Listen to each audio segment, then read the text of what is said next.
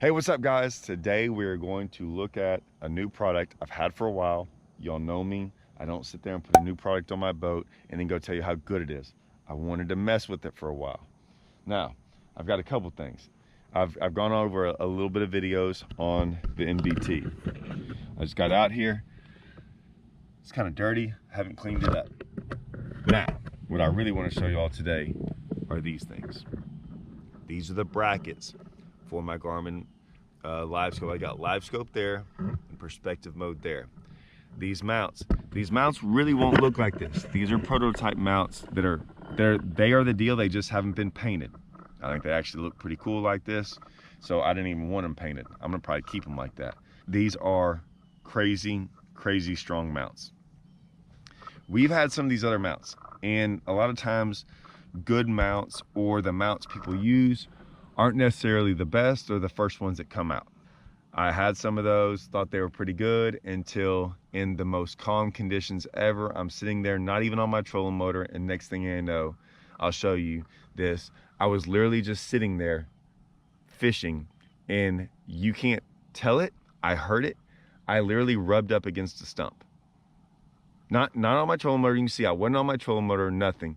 And I was like, man, that was weird.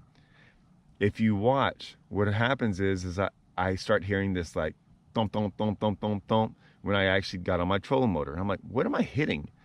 Well, the mount had broke, and now my transducers, my live scopes, were hitting my trolling motor blades because they were fumbling around. I'm like, I didn't even do anything remotely. If it took that little of pressure to break one, not good. So these are, when I say I can stand on these, I don't know if you can't hardly move them. Once they're secure in there, I will show you what happens. I'm sure we've all had this happen, but if you're like me, I still fish shallow. I'm not gonna move these all the time. If I wanna go fish grass, I'm gonna get in the grass. If I wanna go fish pads, I'm gonna get in the pads. If I'm gonna go do anything, I don't want to sit there and have to move these and adjust them all the time. I get them where I want them, and I don't want to mess with them anymore. I'm one of those guys that, man, I get something done right. I get it the way I want it. I don't want to have to constantly adjust my live scope transducers. I don't like them getting off a little bit. Then I have to readjust how I look at everything. And if you're like me, I just don't like doing that. I'd prefer not to. I'd also prefer not to live scope, and every time I hit a little piece of grass or anything, it adjusts it, moves it, then I have to readjust it. These don't do this. How I wanted to test them, I told y'all I test things first. I just don't put it on there. I've had them for now over 2 months now, but this is when I knew. I was practicing for an event, and I got in some pads. Now, like I said, grass almost always moves them. It either moves them a couple different ways. It will definitely move it side to side. So you'll get here, and this thing will be facing the wrong direction, or this entire thing will be, this right here will move this way. I mean, there's all kinds of things that can happen when you get in just grass, hydrilla. To me, that's not even bad stuff. Pads are the worst. Pads are like, man, they are pads and like Kissimmee grass or hay or whatever you want to call it. That is a whole bunch of weight. You can't move them. You got to break the pads. It's a bad deal. Like your big motor sometimes has a problem not getting through them, but it's hard on it too. So I want to show y'all what happened when I actually went in the pads. I was in the pads fishing. Then I'm going to show you me catching a fish in the pads, and I got it hung up in the pads, and I went in there after it. Now, will this hang up on pads? Yeah, obviously. All of the mounts do. Like, you put anything on that trolling motor, it's going to hang up grass and pads. There's no way getting around that. That is what it is. The trolling motor itself will get hung up on that stuff. And what I mean by hung up, it will collect that stuff. So you're going to get that. I don't mind cleaning off my trolling motor, right? I have to do that anyways. What I don't like is adjusting my mounts.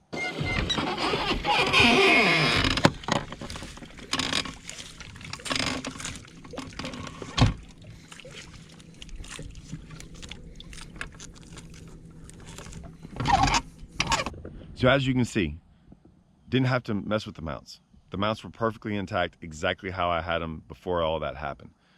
I have not touched them since I put them on there. Like the first day they put them on there, that's what they've looked like ever since. I've been in tons of grass, tons of pads.